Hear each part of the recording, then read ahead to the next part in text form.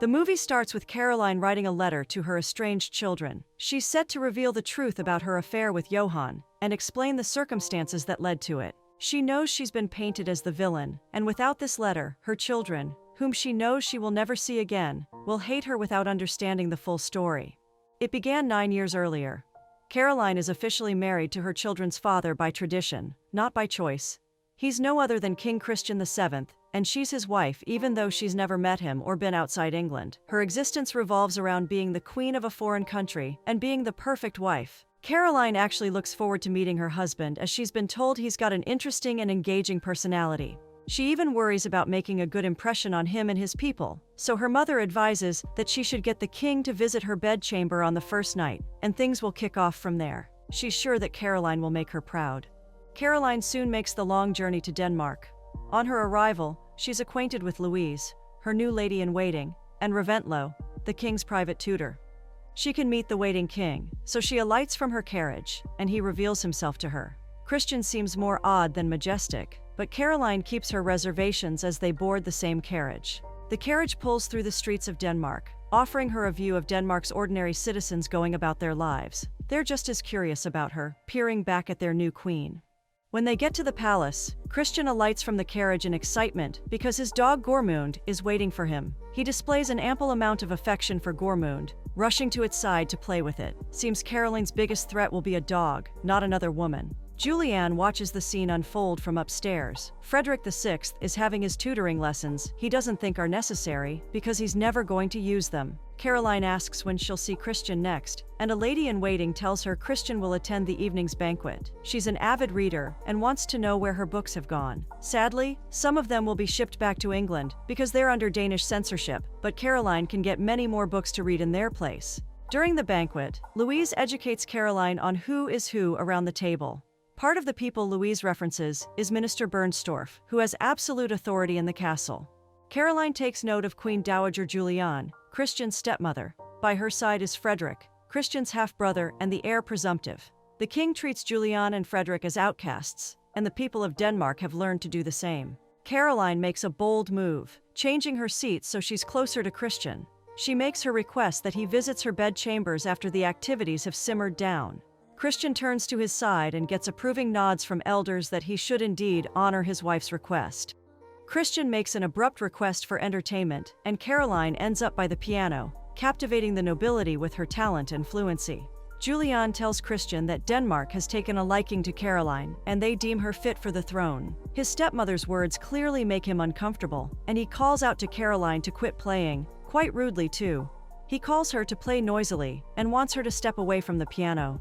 Caroline does as she's told, doing her best not to unravel from embarrassment. In the privacy of her bathroom, Louise helps her wipe her tears. Christian's presence is announced as per arrangement. The couple are left alone, and it's the most awkward encounter yet. He moves mechanically toward the bed after standing around hopelessly at first. She joins him there, and he aggressively takes her hand to strike him. When he's had enough, he tosses her under him, and she thinks she can go through it until it becomes suffocating, and she pushes him off. He pulls away, and she apologizes. He warns her never to steal his spotlight again, and she's confused about what that means. Not bothering to explain, he commands her to take off her clothes and lie down. She obliges, while he turns off all the lights. Caroline learns quickly that Christian is self-centered and no different from his pet dog, Gormund. In her letter, the same one that's unraveling this story, she states that she wishes she had in her to forgive Christian for his terrible behavior, but she was young, and she had no idea her husband was suffering mentally. He didn't bother to keep his mistresses a secret from her, flaunting them, humiliating her, and making her truly despise him. She soon realizes she is pregnant with her first child, Frederick. The court tells her she was blessed. Since she's about to bear an heir to the throne, she doesn't see the need to keep entertaining such a horrendous man. When Christian comes to visit her chambers, she makes up excuses so he can go away. The consequence of that is Louise getting humiliated by Christian before he fires her. Caroline goes into labor, and Frederick is born. Christian informs her that he'll be taking a tour around Europe and will be gone for at least a year, maybe 2. Caroline doesn't care. They're estranged, and she's not willing to change that because there are bigger priorities, like trying to come to terms that this is the cruel card life has dealt her. In 1768, in Germany, a woman went to Altona, a Danish colony, in search of Johann. She finds the hospital and finds Johann, informing him that she's come from the estate of Count Rantzau, with a message from the Count who requests the woman cannot return without the physician. Johann decides to honor the request. While Johann attends to the Count reveals that Johann has an interesting background. His father is a controversial figure in Germany, and Johann anonymously posts his support for the revolutionary French freethinkers. Well, it's not so anonymous because the Count knows, but the posts are anonymous regardless because bold claims could get Johann thrown in prison. After much teasing, the Count offers him a new position. Johann will become the king's personal physician. The Count, Rantzau, and another man, Brandt, have an agenda and need Johann to facilitate it. They were thrown out of court after Christian's father passed away, and they'd like to return back to their glory. The current king, Christian, is still on his Europe tour, but his mental health has deteriorated even more, and his cabinet thought it best to hire a physician to restore him. The Count and Brandt want to get Johann enlisted for an interview, but Johann doesn't see why the king would hire him. He's a revolutionist and a small-town doctor. Count Rantzau doesn't see Johann's political views as an issue as far as he keeps them to himself. Johann still thinks it's highly unlikely that he'll get the position, but if he does, he'll need to get Rantzau and Brandt back in the king's inner circle. Johann's not even sure what this new job position entails, but after much pep talk, he decides to take up the challenge. Johann waits in a hall with other candidates, where they can hear the king's echoes of madness.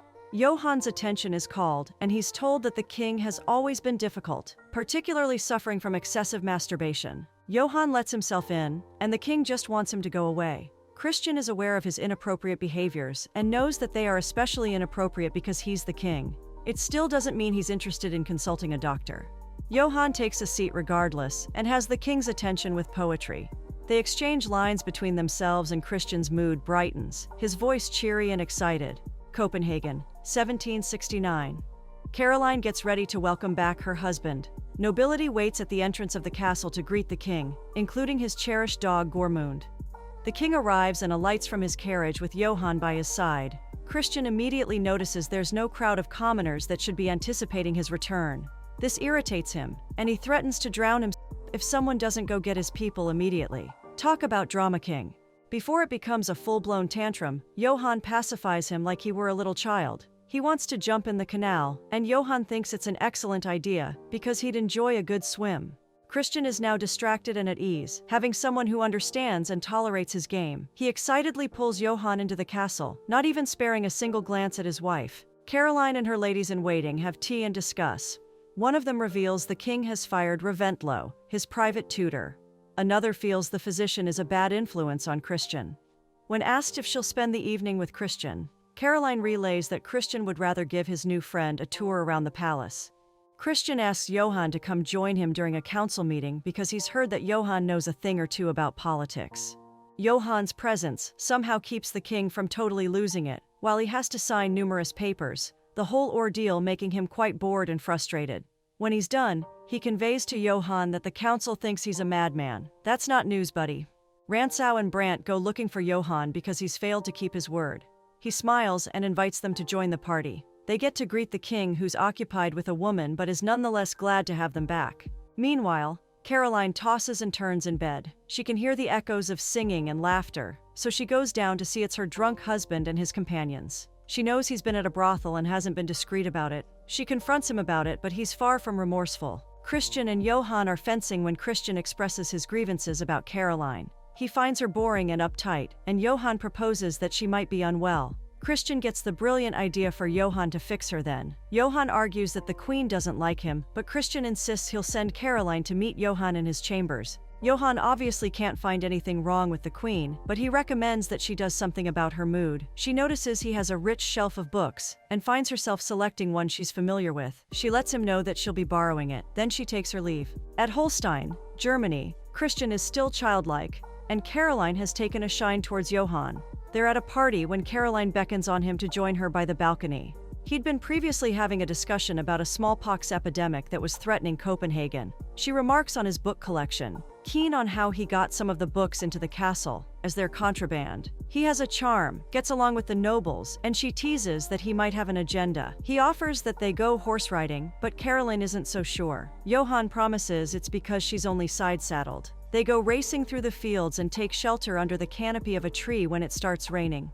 Caroline stretches her hand into the rain against Johann's warning of a cold, but she doesn't care. It makes her feel connected to England, home. When the rain subsides, they ride back. Caroline brings up his revolutionist books, commenting one of the authors is the least extreme. Dabbling on the topic makes Caroline see that Johann is quite passionate about personal freedom and free thinking.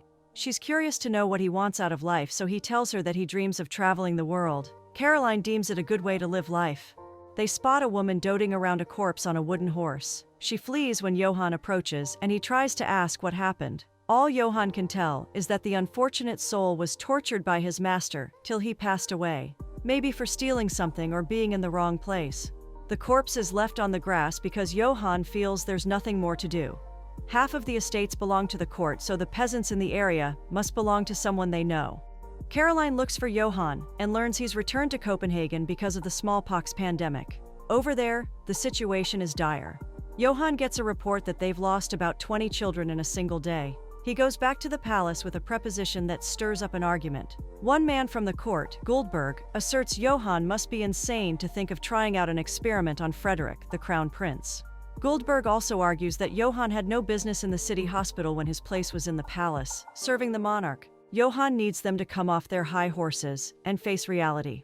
The disease is fast spreading and has taken out a great number of mostly children already. Bernstorff inquires about the success rate of Johann's experiment, and Johann admits that there are some risks, but he's sure the inoculation will work. Guldberg still protests, but Johann's stance is that the smallpox won't give a hoot who's royalty when it strikes. Frederick's parents give the physician the go-ahead. After much suspense and waiting, the inoculation is a success, and Caroline is reunited with her son. She endorses that Johann mass-produces his inoculation to save people. It's not for either of them to decide, so her proposal is sent to the council where it is shelved, because mass production of vaccines is not in their budget.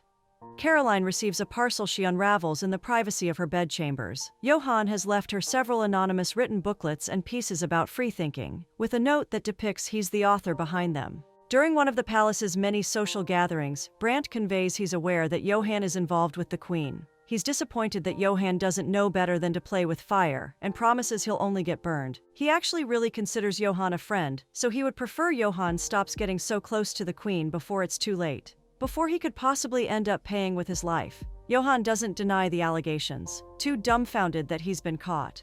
He wordlessly walks away.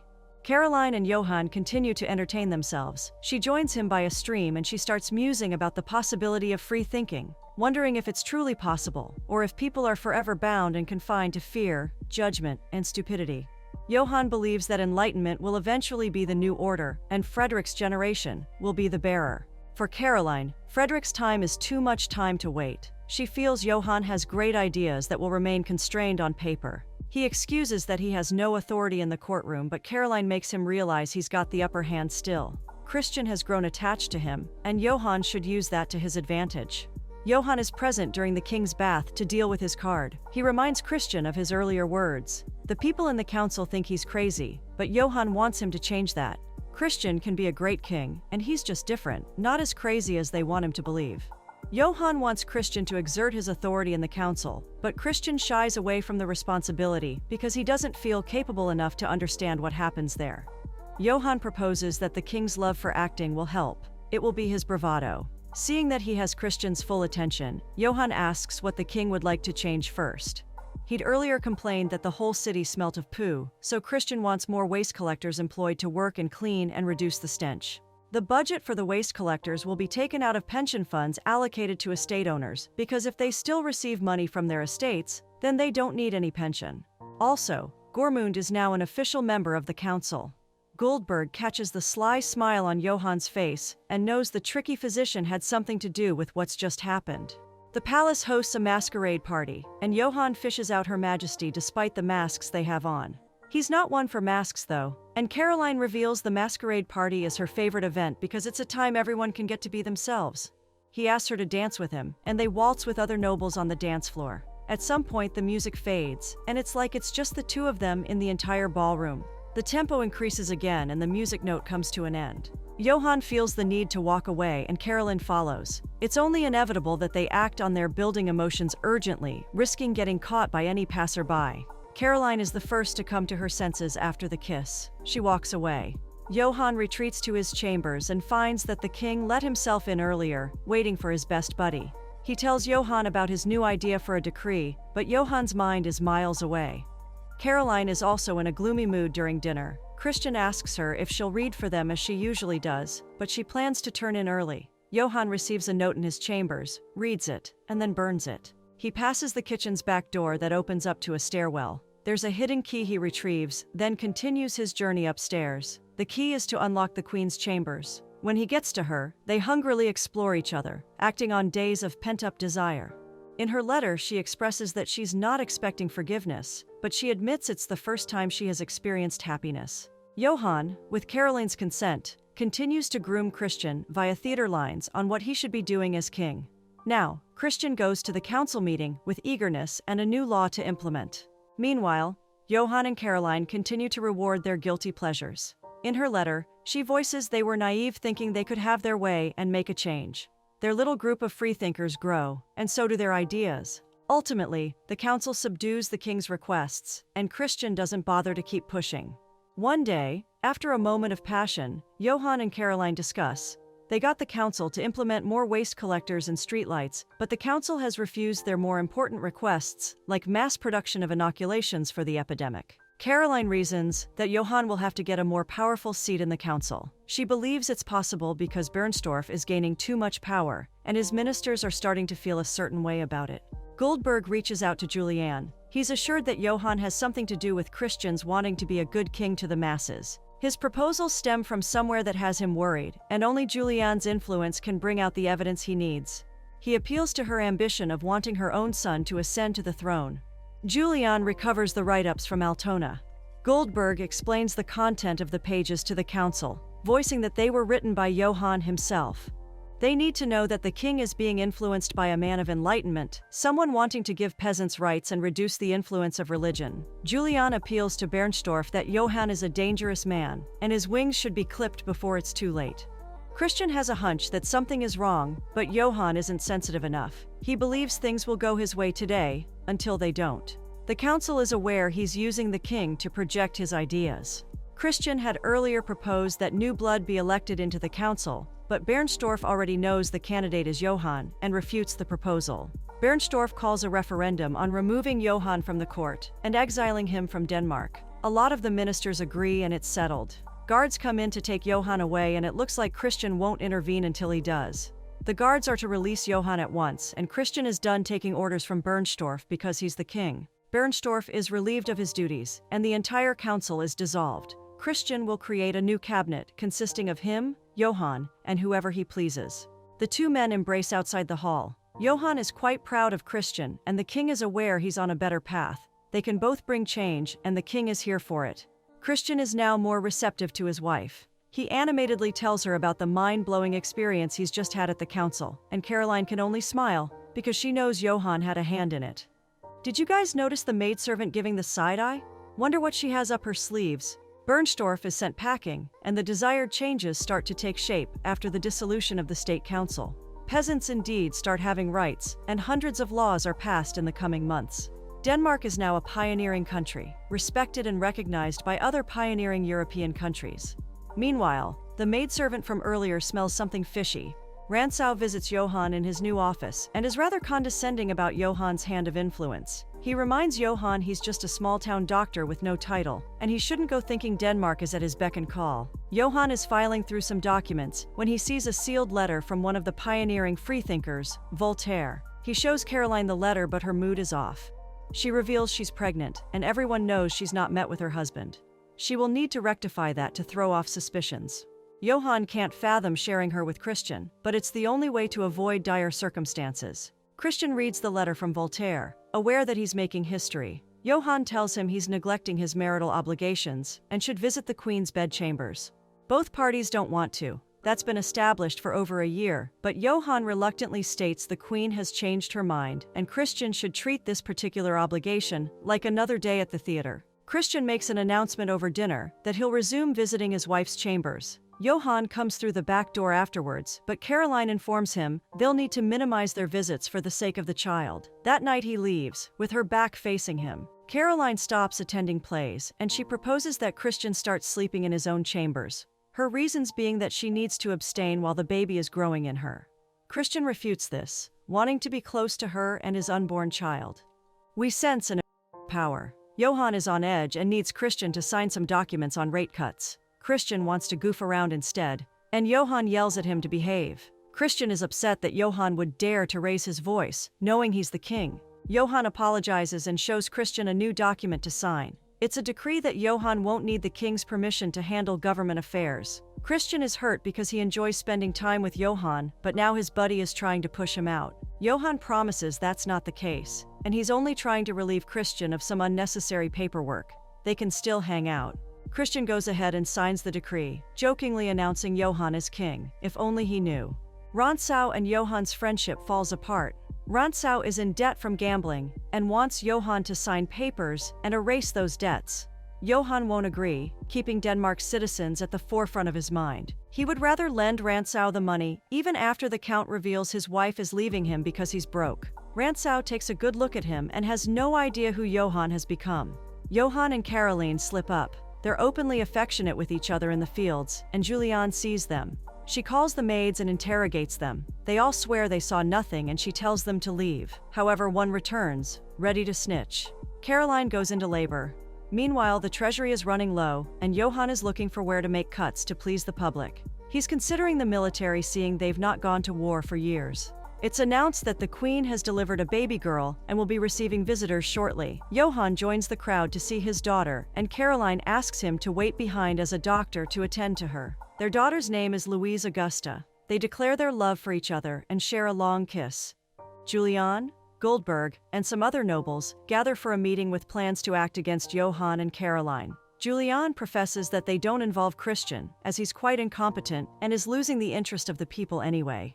Juliane infers it won't have to be a coup if they have the hereditary prince take over. One of the men is confused about how they can go about it without the king overruling, and Goldberg has an idea. Brandt tells Johann that Christian's guards have returned from the city with news that the king is having a mental breakdown. Johann finds Christian as a mistress, and he's indeed having a mental breakdown because he's gotten word of the royal affair. Johann swears to Christian that no such thing happened, and Louise is not his daughter.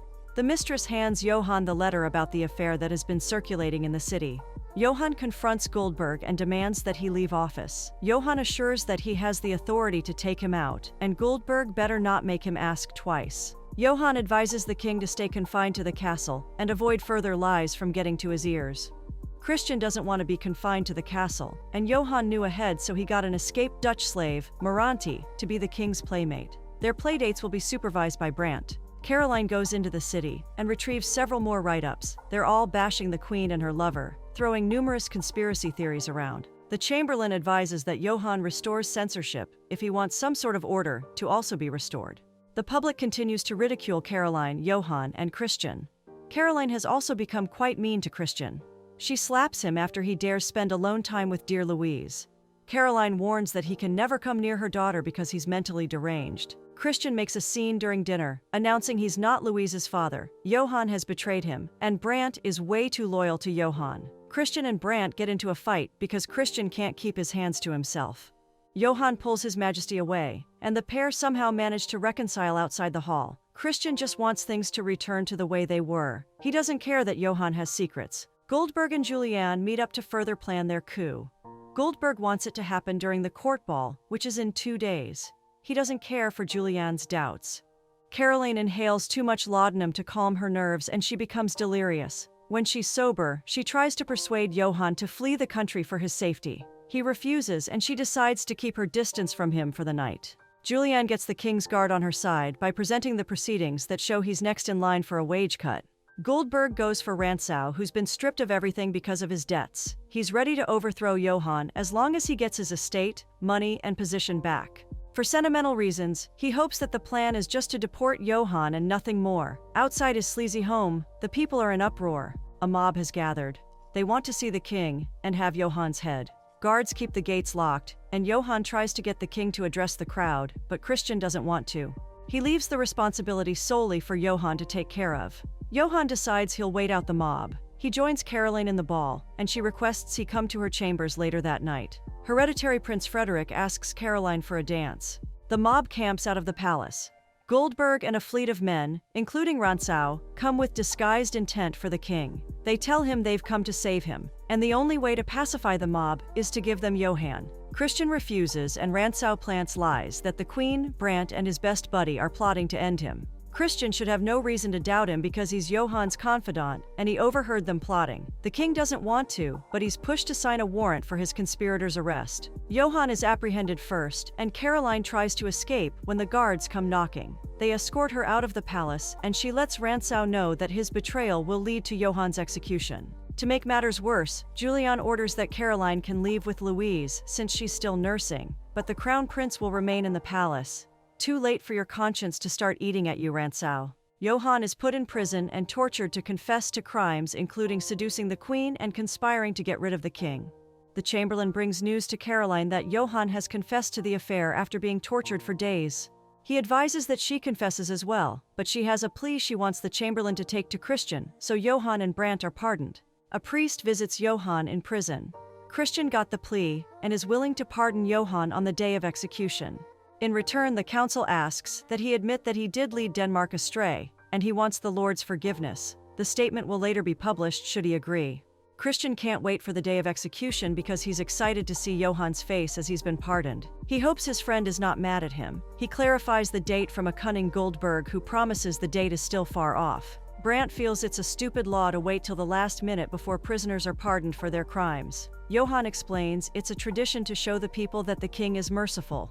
Brandt is executed first, and then Johann is dragged out next. He tries to reason with the crowd that he's one of them, but it's no use. As he's shoved up the steps, he sees the basket that has Brandt's head, and even slips on his friend's blood to the crowd's amusement. There's no saving him from the headsman's block and axe. Caroline gets news of her lover's execution. The hereditary Prince Frederick is now a regent ruler with the assistance of his mother and Goldberg. As for Rantzau, he got the short end of the stick. His friend was executed, and though he's been compensated financially, he's not getting a seat in the council. Caroline is separated from Louise and deported to Johann's hometown, Germany. She lives in Chell, where she's reunited with her former lady-in-waiting. The court continues to keep a close eye on her despite her plea, and won't let her back in Denmark to see her children. 5 years have passed. She's fallen gravely ill, and she's written the letters. Louise is to give it to her children when they're old enough to understand. After Johann's execution, Denmark regresses back to the Middle Ages while the rest of Europe evolves. Louise delivers the letters to the children, and they read them in a secluded place. The last scene is of the children going to meet their father in his chambers. Christian would help Frederick overthrow the regency ruler and his cabinet, with both Julian and Goldberg banished from court. During the Crown Prince's 55-year king reign, he would reinstate most of Johann's laws and go further to liberate peasants and abolish serfdom.